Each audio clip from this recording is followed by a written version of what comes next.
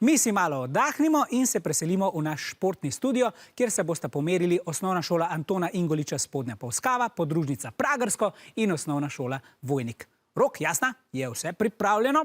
Kamera je prižgana. Kamera 2 teče. Mikrofon dela. Lončki so. Kaj pa tekmovalci? Mi smo Filip, Erja in Mija. In smo iz osnovne šole Antona Ingoliča Spodnja Polskava, podružnica Pragersko. na hitre lončke smo se prijavili, ker se nam je zdel zanimiv izziv.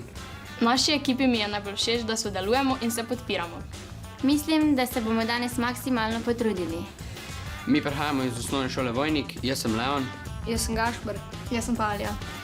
Prvič sem slišala za hitre lončke septembra, ko nam je jih učiteljica predstavila. Najbolj zanimiv mi je pri hitrih lončkih, kako hitro se lahko naučiš tako malo vaje.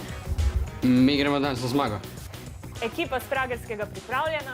Osnovna šola Vojnik že v nizkem štartu. Poglejmo, kako se to izide. In kdo bo prvi zgradil piramide? 3, 4, zmaj! Gradnja piramid se je začela.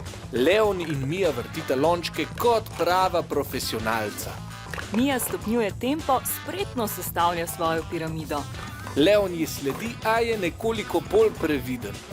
Pri modrih že prihaja do prve menjave. Štafeto prevzame edini moški predstavnik v ekipi Filip. Ja, rdeči so še vedno v prvem krogu, ekipa vzpodbuja Leona in tako mu uspe dokončati svoje delo. Bravo za vztrajnost.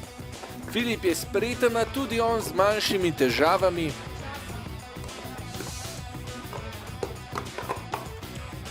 Oboji skoraj istočasno predajo štafeto. Bo Gašperju uspelo nadoknaditi zamujeno?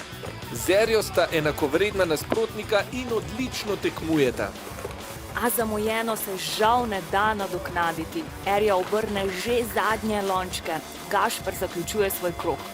Na vrsti je le še spretna Alja, ki odlično zastopa rdeče barve in dokaže, da je pomembno sodelovati, sprejeti izziv.